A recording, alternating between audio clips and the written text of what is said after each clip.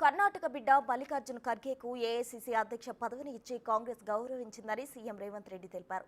బీజేపీకి 27 ఎంపీ సీట్లు ఇస్తే కర్ణాటకకు చేసిందేమీ లేదన్నారు.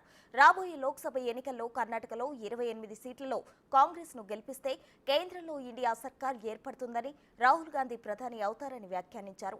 బెంగళూరు సెంట్రల్లోని మార్దహల్లిలో ఆయన ఎన్నికల ప్రచారం నిర్వహించారు. గుజరాత్లో 7 కేబినెట్ మంత్రులు ఇచ్చిండ్రు.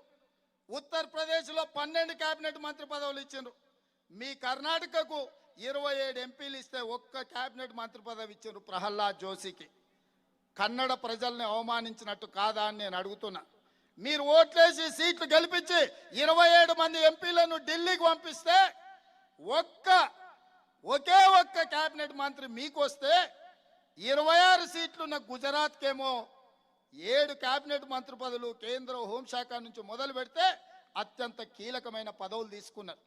ఉత్తరప్రదేశ్కి ప్రధానమంత్రి, అదేవిధంగా రక్షణ శాఖ మంత్రి, ఆర్థిక శాఖ మంత్రి, అన్ని ఇంపార్టెంట్ పోర్ట్ఫోలియోస్ ఉత్తరప్రదేశ్కు తీసుకున్నారు. ఇవాళ ఈ కర్ణాటక ప్రజలు ఆలోచన చేయాలి.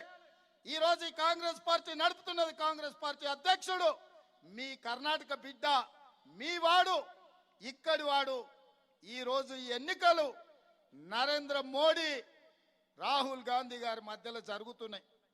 30 ఏళ్ళు పదవి త్యాగం చేసిండు. భారతీయ జనతా పార్టీ నాయకులను అడుగుతున్నా, 10 సంవత్సరాలు మీకు అవకాశం ఇచ్చిండ్రు. మీరు ఎన్నికల్లో హామీ ఇచ్చిండ్రు. ప్రతి సంవత్సరం 2 కోట్ల ఉద్యోగాలు ఇస్తామన్నారు. 10 ఏళ్లలో 20 కోట్ల ఉద్యోగాలు ఇవ్వాలి.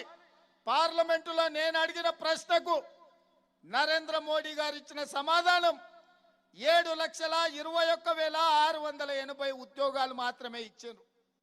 20 కోట్ల ఉద్యోగాలు ఇస్తున్న నరేంద్ర మోడీ 7,21,000 ఉద్యోగాలు మాత్రమే ఇచ్చారు. ఈరోజు దేశంలో 62% యువత నిరుద్యోగ సమస్యతో మాట్లాడుతున్నారని చెప్పి, బాధపడుతున్నారని చెప్పి నిన్న మన సర్వేలు వచ్చినాయి.